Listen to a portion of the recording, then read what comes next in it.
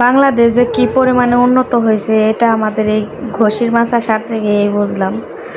মানে কি পরিমাণে যে পৈরাতের অভাব সেটা বলার অপেক্ষা রাখে না। কয়েকদিন যাবত একটা পৈরাতের পিছনে খুব ঘুরতেছি যে আমার একটু কাজ আছে, কাজটা করে দেন। আমার শাশুড়ি খুব ঘুরতেছে, পরে সে সোমবারে আসতে চাইলো, আর আসে নাই। মানে এত কাজের ভিতরে যদি একটা কাজ করার লোক থাকে তাহলে তো তার দাম একটু বাড়বে, এটাই স্বাভাবিক। আমাদের এখানকার মানুষ তো বাচ্চা কাচ্চা যখন একটু বড় হয় তখনই পাঠায় দেয় প্রবাসে, কারণ আমরা প্রবাস ছাড়া কোনো কিছু চোখেই দেখি না। দেশেও যে কর্ম করে খাওয়া যায় সেটা তো আমাদের ভাবনার বাইরে। যাই হোক, আমাদের এখানে সবাই প্রবাসী, আর যারাও আছে টুকিটাকি লোকজন তারা বাসা বাড়ির কাজগুলো করে না। আমাদের এখানে ফসল করার জন্য দূর থেকে লেবারগুলো আসে, মানে নোয়াখাইলা রংপুরা, তো ওই দিক থেকে আসে। হেরা কোনো সিজনে আসে, ধান লাগানোর সিজনে আসে বা ধান উঠানোর সিজনে আসে, তখন আসে কাজ করে চলে যায়, আবার চলে আসে।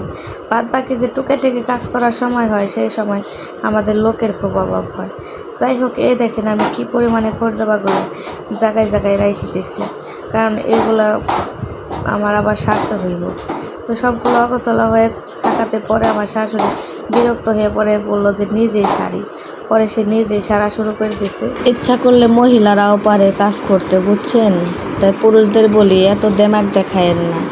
পরে শেষে আমাদের এই মাচাটা সাইরা আবার সেই মাচার ভিতরে ঘষি ভর্তি করছি, সব লাকড়ি খরচা ওই জায়গায় ভর্তি করে তারপরে রাখা শেষ। ফাইনালি এই দেখেন এখানে আয়না রাখতেছে আমার নানি শাশুড়ি, আর ওখানে যত ভর্তি আসলো সবগুলো আমার শাশুড়ি সব ঢাইলা ঢাইলা ওই মাচার ভিতরে আবার রাখছে। তো মেয়েরাও সব পারে, তাই বলি এত দেমাকের কিছু নাই। হয় আমাকে একটু, তাদের 2 দিন লাগতো, আমাদের না হয় 5 দিন লাগছে। তাদের 2 দিন লাগতো কারণ আছে, তারা তো এই কাজই করতো, আর আমাদের 5 দিন লাগছে এর কারণও আছে। আমাদের রান্নাবান্না সব করা লাগছে, এই তো কাজ করা শেষে আবার রান্নাবান্না করা হয়েছে।